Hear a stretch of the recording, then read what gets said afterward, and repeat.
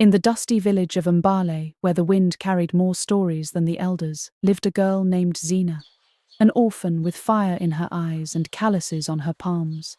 She had nothing, no family, no gold, no name beyond what the villagers mocked her with. Street child, they'd say. Beggar girl with cursed luck.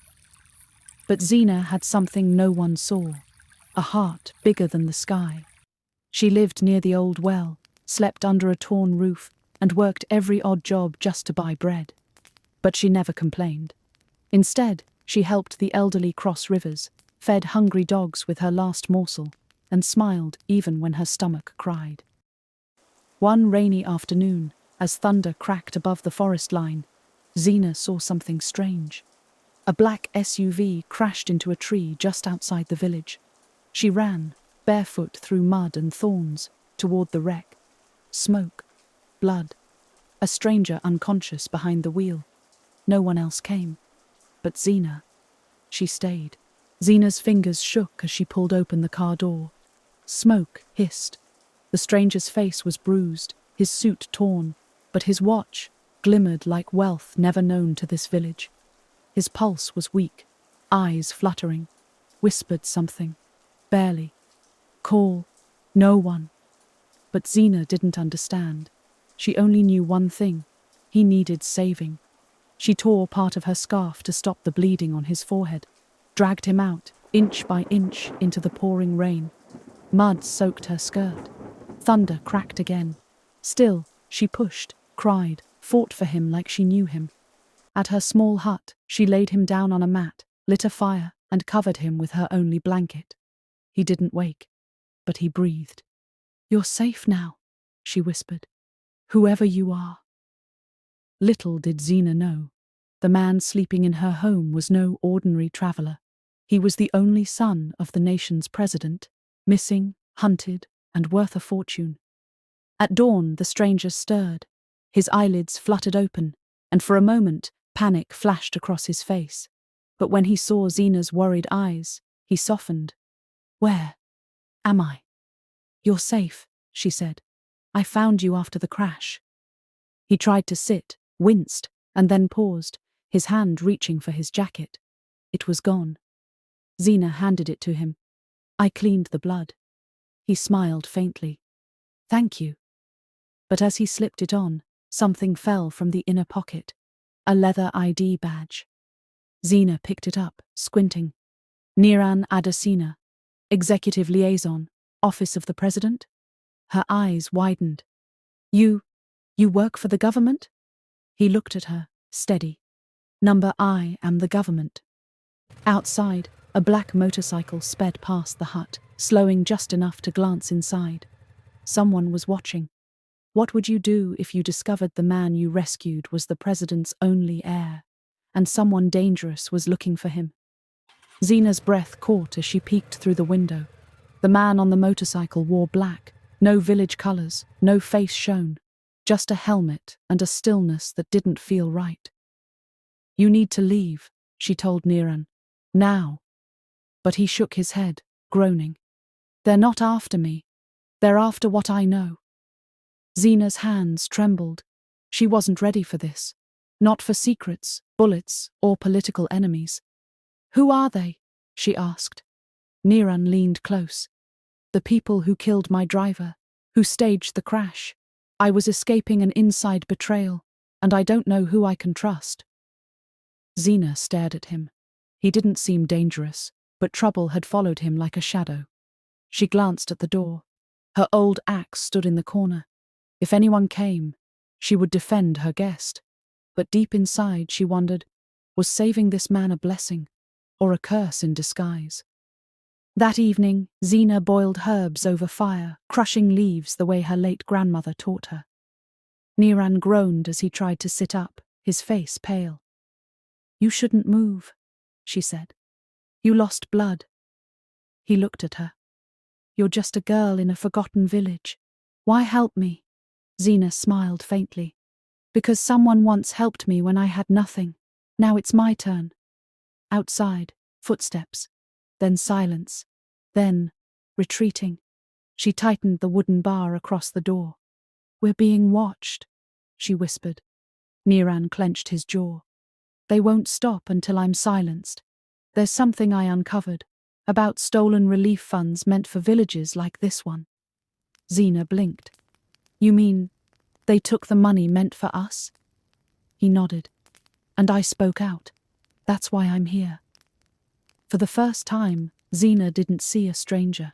She saw a man fighting for justice, for her, for people like her, and she made a silent vow. No matter what comes, I will not let them take him. The next morning, Zena woke to silence too thick to trust. The birds didn't sing.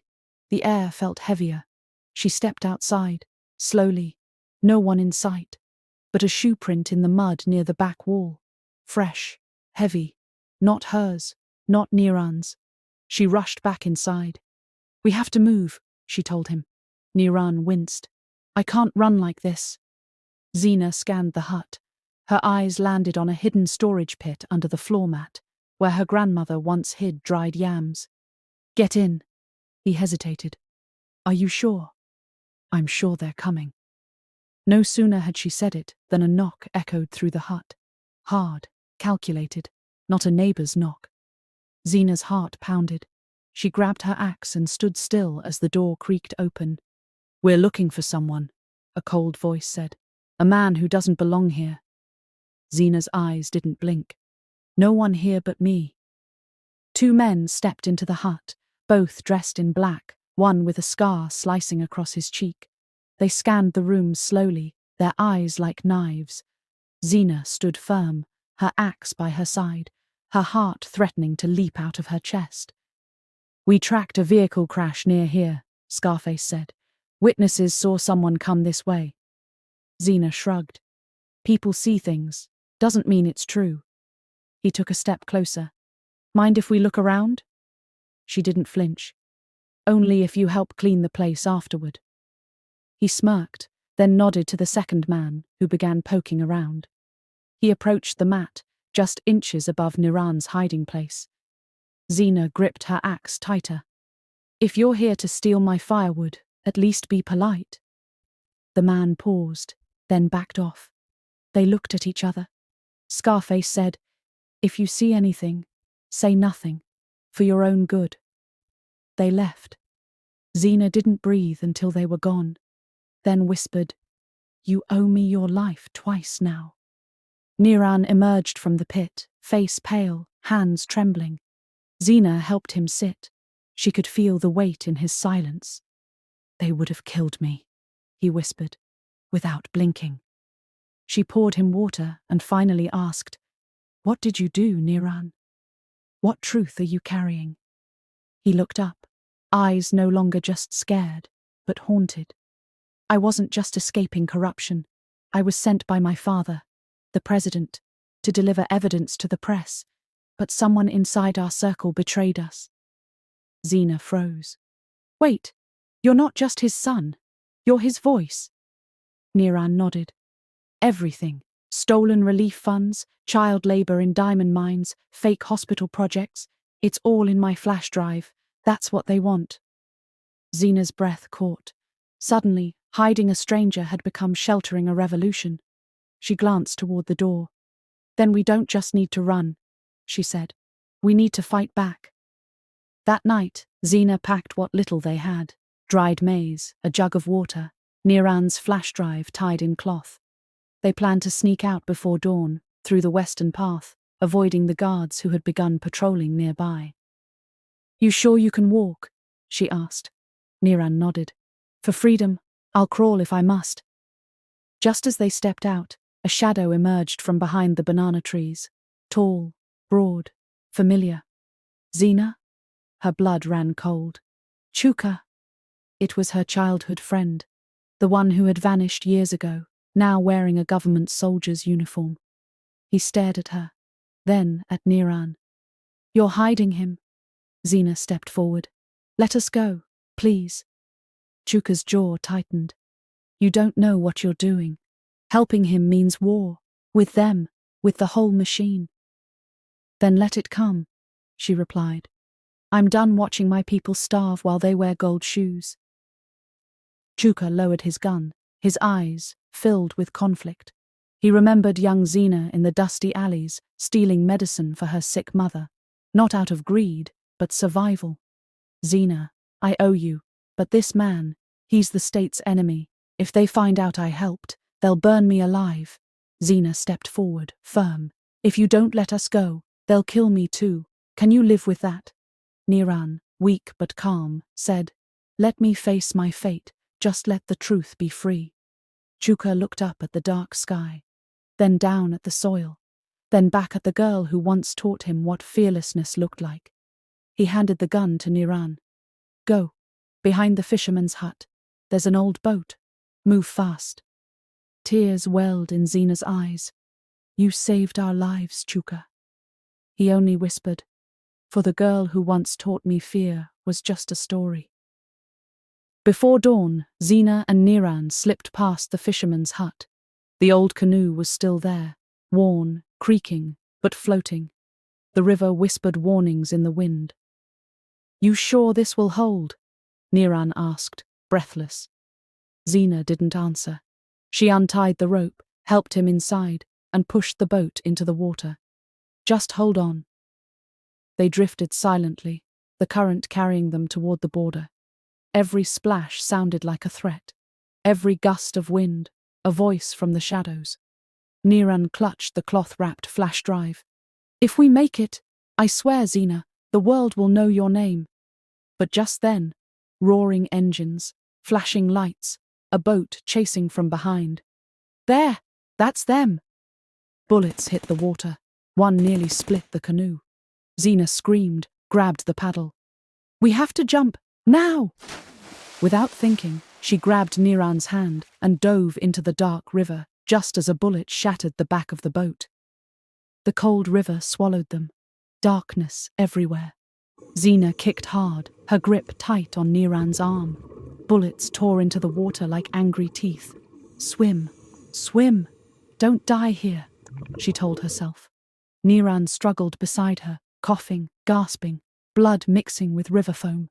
She pulled him toward a fallen tree leaning from the bank. Her muscles burned, her chest screamed for air. Finally, her hand found the root. She hauled them up onto the muddy shore, choking, shaking. Niran collapsed, eyes barely open. Did we make it? Zina checked his side, still bleeding. She tore a strip from her dress and pressed hard. You're not dying on me now. We're too close. The lights and gunfire faded behind them. Silence returned, but the kind that knows it's not over. She looked down at the flash drive, still wrapped and dry inside her waistband. They can chase us, but the truth is no longer theirs to bury. 3 days later, a grainy video surfaced online. Niran, pale but alive, speaking from an anonymous safe house. His words shook the nation. Billions stolen, villages left to starve, truth buried in blood, until now. And beside him stood Zina, silent but unshaken. Images flashed across screens, the crashed car, corrupt officials arrested, mass protests erupting. Niran became the voice, but Zina became the soul. She never asked for fame, but when journalists tracked her down, all she said was, I didn't save him because he was the president's son. I saved him because no one should drown in silence. The village that once had no name was now on every map. Children studied under light for the first time. And the river, they renamed it Zina's Crossing. If you found out someone you loved was hiding a world-changing secret, would you protect them or expose them? Drop your answer in the comments. Let the world see your